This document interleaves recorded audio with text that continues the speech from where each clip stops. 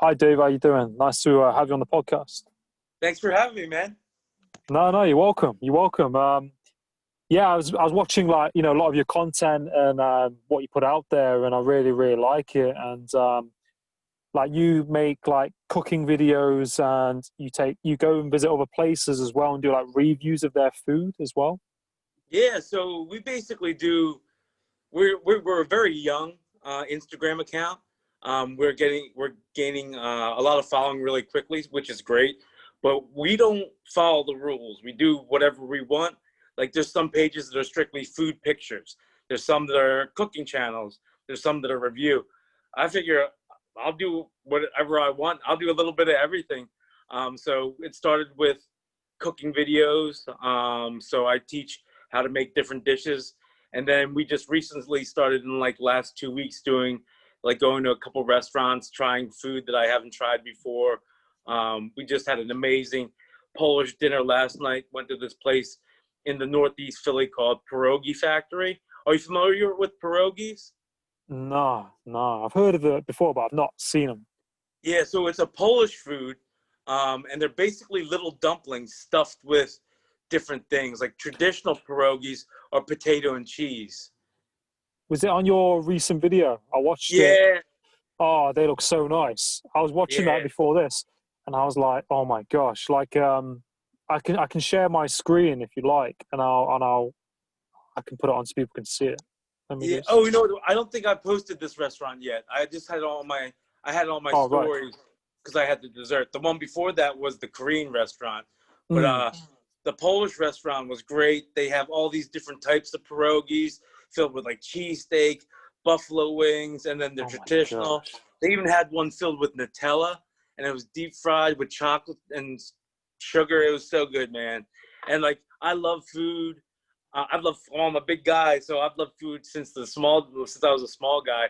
So I've always been like a foodie, and like I've always taken pictures, but like I really only just started like really hitting it hard, doing videos since Yeah, quarantine started. that's awesome. I mean, I think it's good that you're following something that you're passionate about as well, and that you take enjoyment in. And I think your videos are like you're quite positive, and it's like funny as well. And you've like it's like see some of these cooking videos are very serious, and it's Yeah, like this is what I'm doing, and it's like you're like quite serious in what you're doing, but you're very like playful with it as well, which is nice. It brings a joy that enjoyment to it. yeah. That's how I cook at home, and that's just my personality, letting it shine. Because there were some people like, "Yo, man, you gotta calm down with the cursing, or like clean it up a bit." I was like, like I'm doing this for me, like not for anyone else. Not only that, but like that's my genuine self.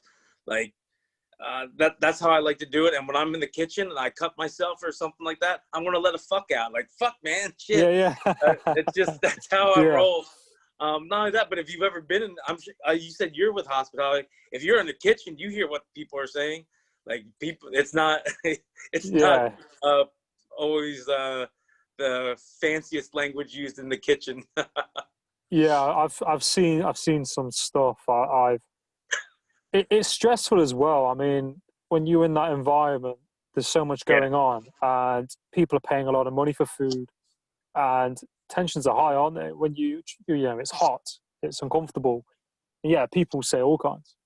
yeah. No, I'm sure, man. So I've never worked in the food industry, but I have friends that have, and then I'm a frequent restaurant goer. Mm, Even now with COVID going on, like the area where I go out to eat, there's only outside dining right now. So I'm just trying to give my money to some of my favorite restaurants just so they can survive because the last 3 months, a lot of restaurants in my city have been closing, and it's a real shame. Some of them are like spots that I love to go to. So if anything, mm. I just feel like if they're open and there's a place that I can eat at and it's one of my favorite spots, I'm going to support them.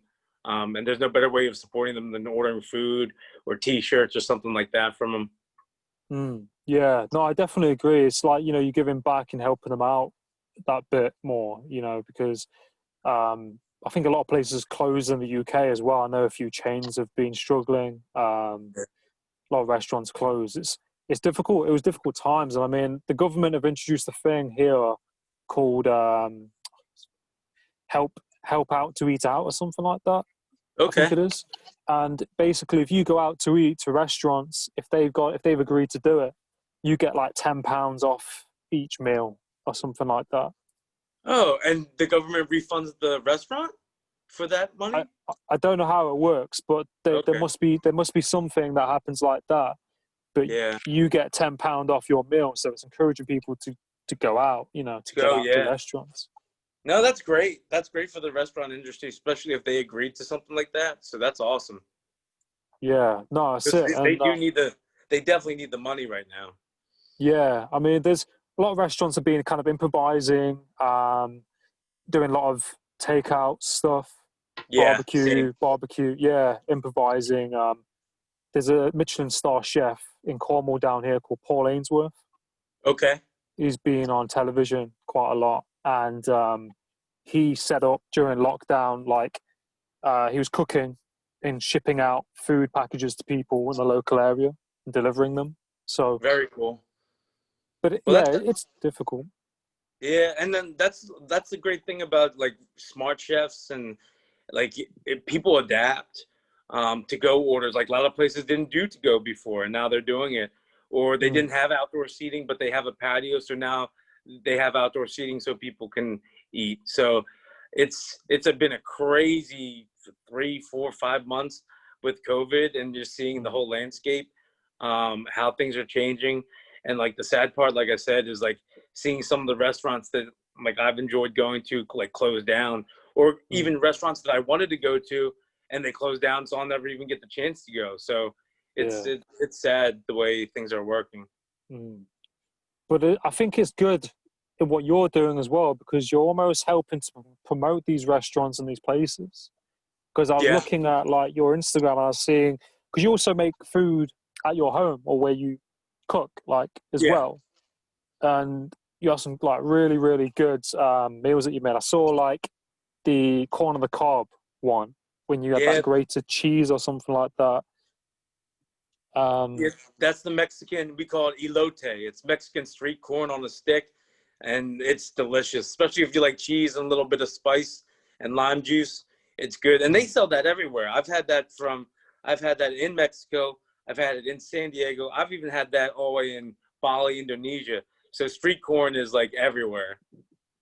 yeah, that's a really big thing in a lot of countries, isn't it? I mean, it's not so much in England. I mean, in England they have like craft kitchens, so like there's a restaurant down here like craft food where you can Okay. go and it's made there and they give it to you. But like in like America and other countries, it's like a very big thing, isn't it? Like on the corner, here you go, bang, bang, bang.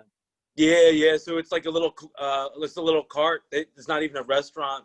Like restaurants do sell it in the States, but if it's in a warmer state, it'll just be a cart outside, and then you can get that. Or if there's like a Mm, festival, they'll have a stand, and you can get like that, some tacos, whatever you want. And usually it's grilled. So like in my nice. video, I just boil it. So when you grill it, you get even better flavor. So Yeah. I saw some more of your videos. You did like I think it's an older one, but you did like a Reese's Pieces cup, and I never realized it was just peanut butter and sugar, and that was it. And you just cook it yeah. off. It's powdered sugar. Yeah, confectioner sugar and peanut butter. You just mix it till you get that like consistency that you want. And it's such a fun thing to do. Like if you're ever looking for like a date idea or something to cook at home, it's just chocolate. You melt it. You put it in the cupcake tin. You put your favorite filling in. So if it's peanut butter, if you want to put, I did one with chocolate chip cookie dough, Oreos. I put pretzels, chips, like whatever you want. You just put it in the middle, and then you fill the top up with chocolate. You freeze it. An hour later, you're good to go. Make it sound so easy. Yeah. Watch the video again, and then Yeah, yeah, it'll be easier. yeah. No, I will. And do you have like a favorite kind of recipe or favorite kind of food that you like to cook? Ooh, my favorite food. Well, I love steak. Like a good Yeah. steak, porterhouse, like a thick boy, medium rare or rare, with like Mm, just with all the fixings. Like I like asparagus, mashed potatoes, with probably like a nice red wine. mm. That's what that's probably one of my favorite foods. But I also love seafood. Like I love Yeah. crab legs. crab leg, scallop, shrimp. So Adam, I have a question for you, if that's okay. Yeah, of course, yeah. Yeah. So I've been on a couple podcasts, and this is whenever I'm in a meeting at work, it's my favorite icebreaker that I ask people, just so I can kind of get inside their heads. So I'm going to give you a scenario, and then I'm going to ask you a question. All right. Yeah. Hopefully this never happens, but just say you're on. Do you guys have death row over in London? Like jail where they'll We don't really have. I don't think that's not really a thing here. I mean, you get a life sentence. So you say you do a certain crime, a life sentence is X amount of years. So you Okay. just stay in prison. Okay, so let me give it a little history then. So in the States, like they can sentence you to death. And what happens like with the US history is the day before the day they kill you, they offer you like your last meal and you get to pick what you want. Now back in the day they would make you what you want, but like now with like prisons being privatized or anything, they might be like, all right, you can pick something off the menu that's been in the kitchen for the last 20 days. But back in the day, they were like, all right, if you wanted a bucket of fried chicken and Coca-Cola, they would go out for it because it's your last meal on earth. So basically my question is, if tomorrow you knew you were going to die and be sentenced to death, what would you choose for your last meal tonight for dinner? And I want that, like an appetizer, your main course, what you're drinking with that, and a dessert. Right. Okay. That's a good question. Yeah. I that's my favorite question to ask people. I love calamari. How do you like it cooked? I like it like fried calamari, like It's good. crispy. Yeah, with sweet chili sauce. Oh, Thai sweet chili Yeah, sauce. Oh, yeah. that's so good. That's the main. I've got like so many different foods going through my mind right now.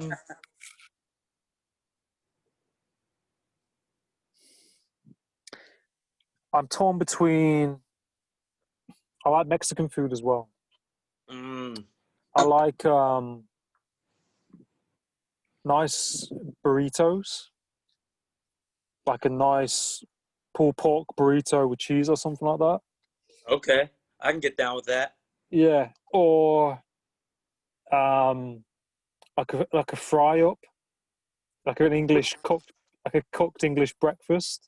Okay. So over here we have like fried toast, fried eggs, bacon, beans, hash browns, Tomato too, right? and tomatoes and fried tomatoes, and it's all on Yeah, one plate. I've seen that. The first time I ordered that with the baked beans, I kind of got thrown off, and I think mine. I was like, baked beans? I was like, all right. I ate Yeah, it, but I yeah, never had baked beans for breakfast before. yeah. So that's like cooked breakfast. So it's all those different items. Oh, mushroom, like fried mushroom, or And all on one. it usually comes with like a blood sausage too, right? Yes, Or a regular yes, sausage. with sausage on it as well. Yeah. Yeah. That's very British. And to drink,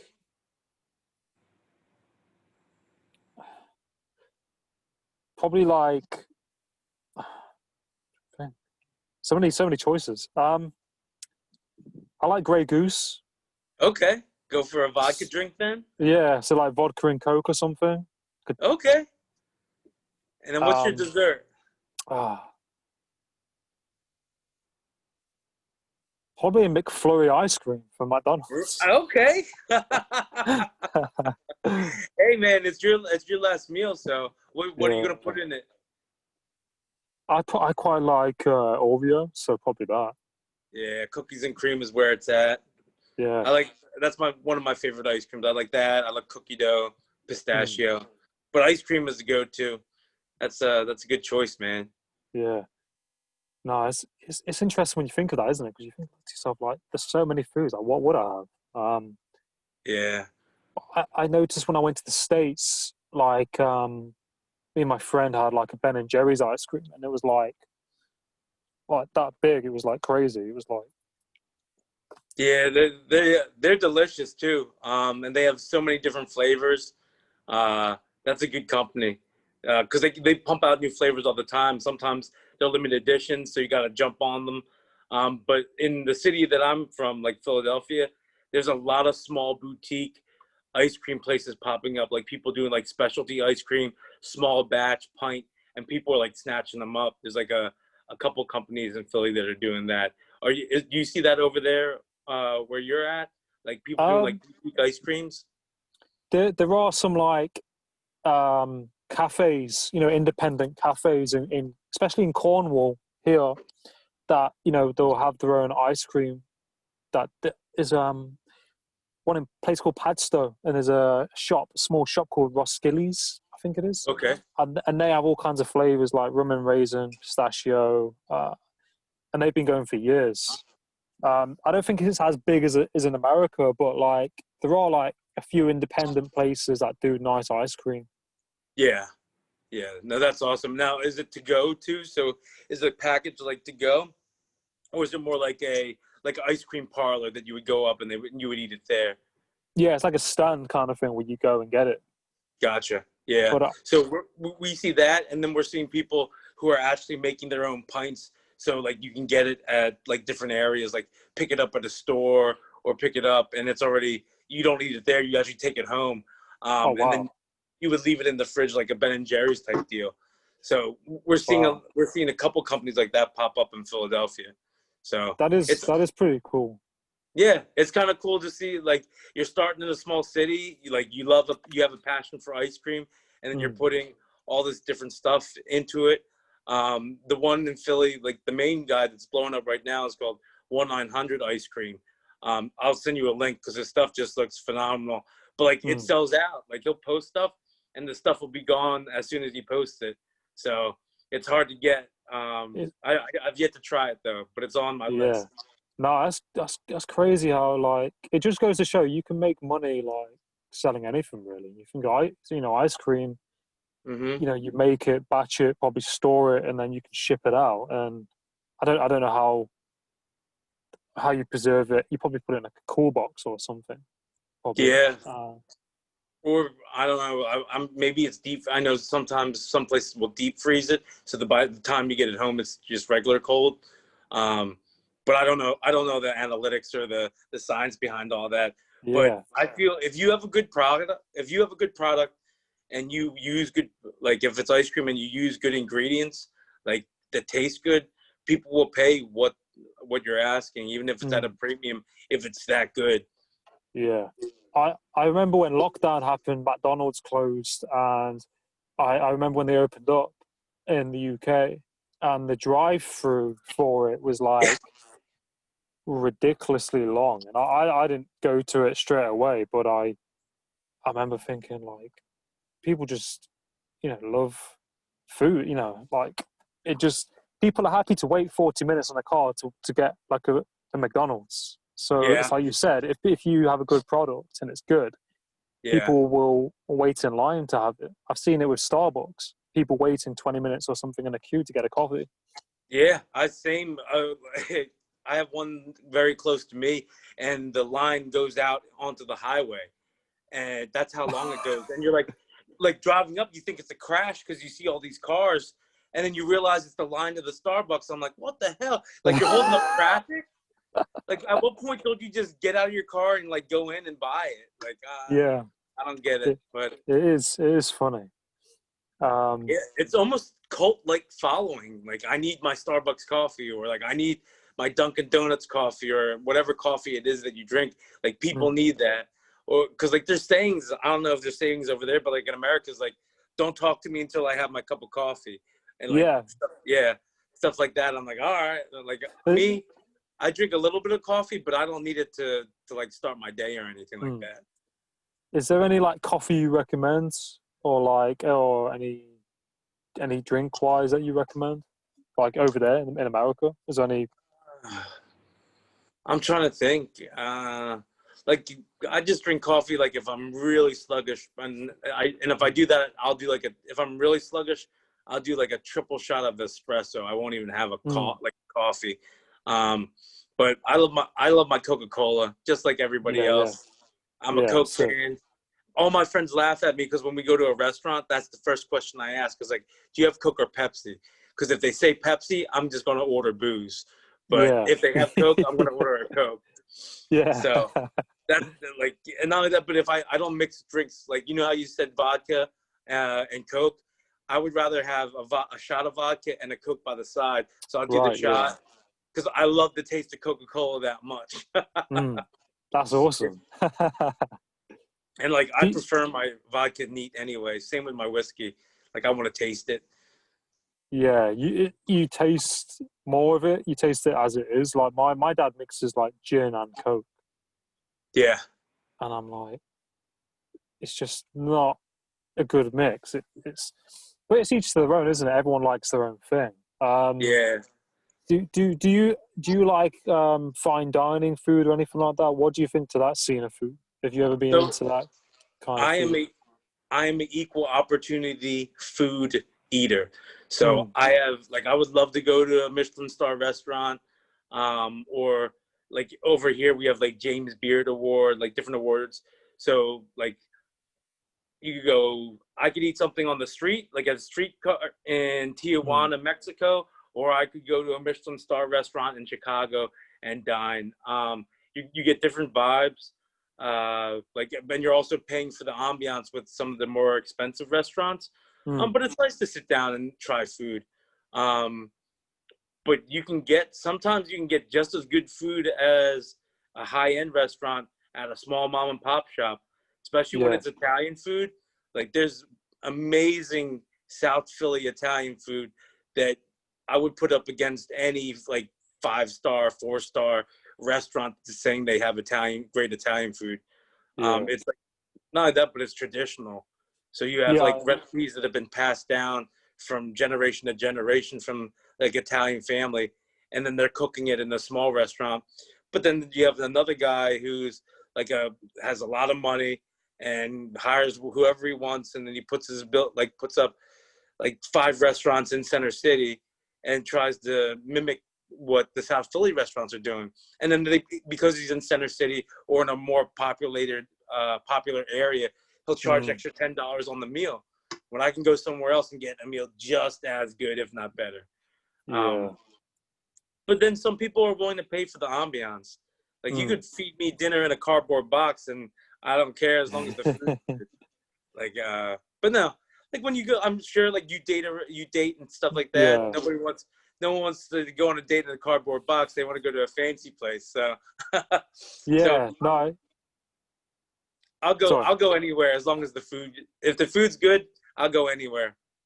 Yeah, no, I see it. I think, like you said, it just goes to show, like, some place you can go, I like traditional places where, like I said, it's being passed down and it's, nice old school restaurants, which that cook like good, wholesome food, and they're passionate about it. I think that's something that I look for when I go to places sometimes, someone who's passionate about, I mean, you're not going to probably find that in McDonald's, you know what I mean? But like, if you go to a nice restaurant where the chefs are passionate about what they're doing, and Yeah. that ambience, like you said, it shows a lot.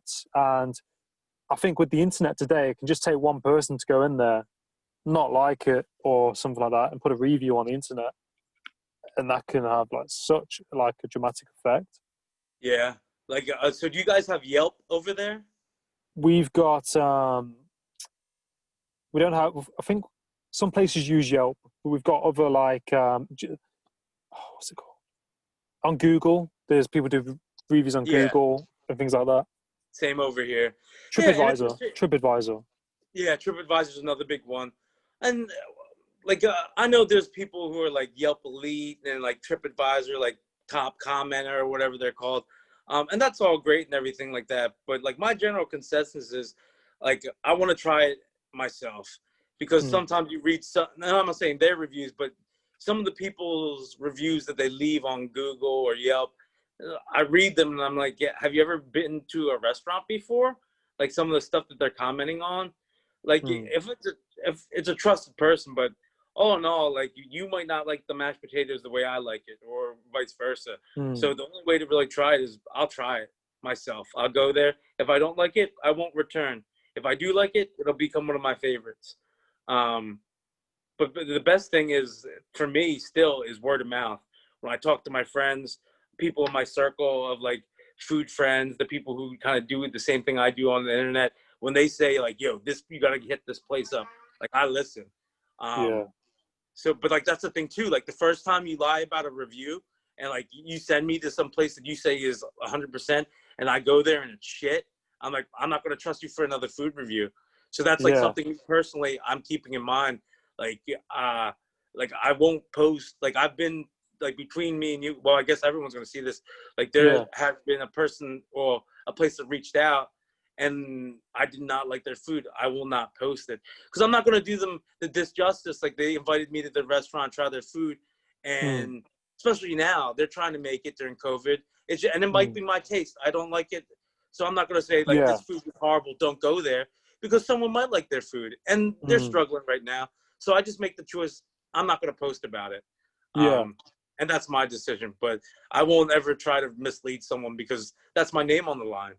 Yeah. That's it. And it's like as well, you have to be like genuine to yourself as well, don't you? And I think I've worked in restaurants and people will, I've seen customers complain, I've seen customers like things, you know, about the same dish. And I'm like, I'll say to people, if you set yourself up for expectations, you're kind of setting yourself up to fail. So I always have like an open mind with like places. Because if I Yeah.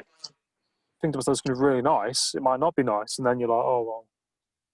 Yeah. And all that, but there's some things that should be, there's some things that will always be made different. And then there's Mm. some things that should always be the same.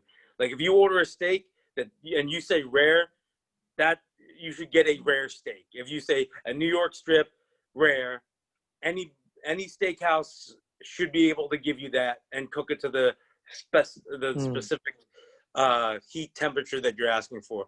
But then if you just say, if you get a meatball, people make meatballs all different types of ways. There's vegan meatballs, there's Italian meatballs, there's people who use breadcrumbs, there's people who use other things, there's Swedish meatballs. So like me going in ordering a meatball, I know it's not going to be the same that my mom makes.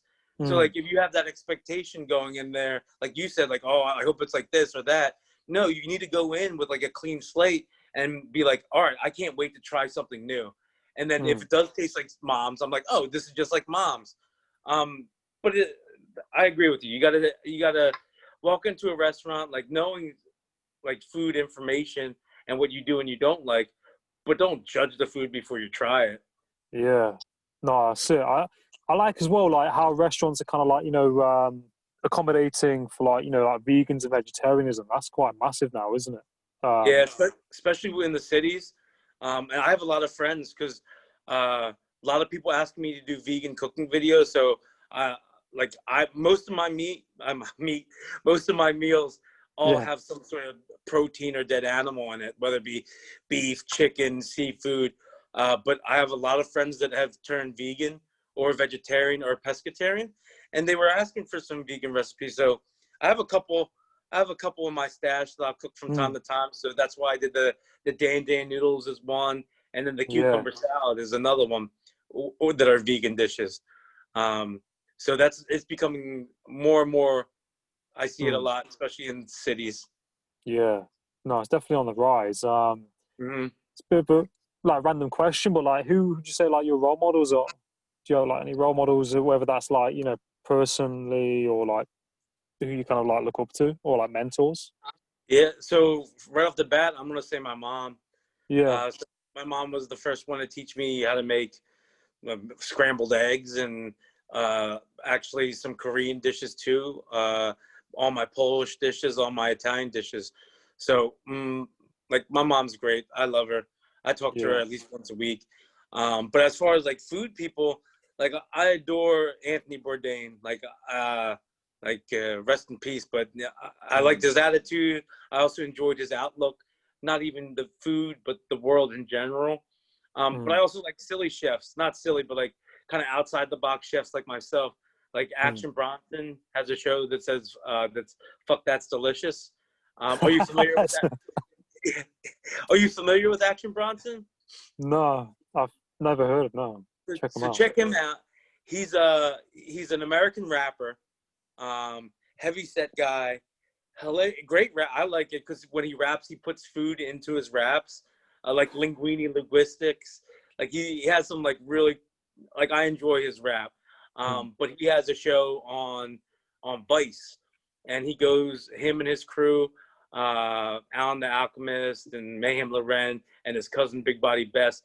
They basically just drink, smoke, and eat at amazing restaurants. And he's got a cookbook out. I like him. I like Matty Matheson, who's a Canadian chef. He's all tattooed up, and he's also very colorful and loves food, loves to eat. So those are my top Yeah. ones right now. No, that's awesome. Yeah, It's good. You get different flavors from different chefs, and Mm. I'm always on the lookout for some new ones. Do you have any favorites? I like yours. I like what you do. Thank and you. no, you're welcome. You're welcome. And I many years ago when YouTube kind of started, well, a few years back, I was watching like Epic Mealtime. Yeah, those are Canadian guys, right? Are they? Yeah. I think so. They're hilarious. I don't know if They would I make think like big meals. And they had like Jack Daniels like added in every single like dish and stuff like that. And Yeah, it was like Jack Daniels and bacon. bacon, yeah. And there'd be like 100,000, 200,000 calorie meals. Like they're huge. Yeah, that's crazy. I think they had a cookbook as well. I think they still do videos. I don't know. I think they've got like a studio now to do it. And it's very, very different. But whereas when they did it, they literally just buy a whole ton of Big Macs, take them back home, and then put them in a gastro. Yeah, I saw that. Yeah, those guys are very entertaining too. Muscles T-shirt, I think was his name, right? The one guy, and then Muscle Glasses. Muscle Glasses. That's it. Yeah, all those guys are characters, and no, I used to watch them too. Actually, I probably should catch up on some of their stuff. I haven't seen it in a while. Yeah, no, same. Do you have any do you read at all? I usually ask people if they have any favorite books. Do you have any favorite books that you recommend or anything that you? Oh yeah, The Four Agreements. You ever read that? Yeah, I read that. I've read half of it. Yeah, I really enjoyed that book. It was given to me maybe like 5 years ago from a manager that I used to have. And I like that book. I'm trying to think what else. I like cookbooks that I read. The Alchemist is always a classic. Yeah, that's a classic. Let me see what else here. I like weird books too. Like there's a book I bought that was pretty interesting. It's called How to Run a Drug Cartel, and it goes through comparing drug cartels to big business, like everything from like Walmart distribution with Walmart, and how the cartels use the same mentality but in different ways. So I'll read weird books like that.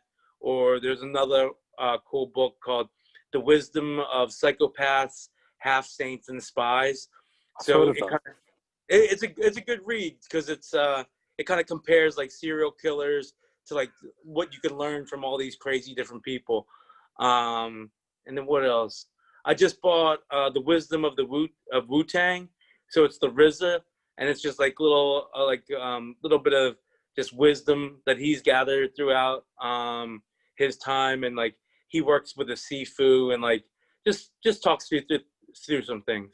Yeah, no, that's awesome. I think it's good to read and to have like a variety in books that you read as well. I definitely have to check some of them out. Yeah, I'll send them to you on the side so you can so you don't have to remember them. Because I think I've got a book recently that looks at like Native American history and stuff. Because like my granddad's side are like Native American, like my ancestors. So I was like looking to history and stuff. But yeah, you learn so much from books. Oh yeah, and then there's so many Native American tribes, so many different ones. Like and each one has their own unique story. Because like each one had their own region, own tribe. Like some of them were in pueblos, some of them were in like teepees, some of them were nomadic. Like, and they all have their uniqueness depending on where they were. Like, cause they're hunter gatherers and things of that nature. And not only that, but they all have, like, I would say, like legends, like different chiefs and people within the tribe. You could read. There's like books and books. There's probably not enough books on it, especially with American history. To be honest with you. No, it is fascinating. I mean, as well, like, are you okay for time? I know we said half an hour. Are you? Yeah, I gotta get okay? back, and I gotta get back to the grind in like 4 minutes. Yeah, that's fine. Yeah, so like to round up, like where can people find you on social media and? So you can find me on Instagram at FeedingTimeTV. Same with Facebook and YouTube. So the channel's always going to be FeedingTimeTV. No spaces. Just the @ symbol FeedingTimeTV. And if you or anybody else wants to see a video or a recipe, definitely hit me up. I try to answer everybody. It's not always real quick, but I will always make it a point to answer anyone who shoots me a DM or comments. Like that's what social media is, right? What's the point of if you're not going to comment on someone's post if you're on social media? No, exactly. No, I really appreciate your time and like being on the podcast and talking about what you do. And no, thank you for having me, man. And like I said, I love your stuff too. I love how positive you are, not only with your podcast, but like just talking to you even before we started, like in your own life. And definitely let that shine through anything that you do. Because I think this is great that you're doing, especially that you're so young. So you have like you have the future ahead of you with all sorts of things. So just definitely keep that positivity, man. That's great. No, cheers, man. I really, really appreciate it, and really, really means a lot. And I'll keep on doing it. And I really enjoy connecting with people and providing some value out there. I think it's quite powerful, isn't it? Yeah, no, I think it is. And like, especially right now during COVID and just the way the world is, people need to stay positive. And you're doing a great job doing that, man. So keep up the good work, all right? No, cheers, man. You too. Yep, we'll have to catch up soon, all right? You have a good day. Of course. You too. Take care, Wes. Bye-bye. All the best. See you later. All the best.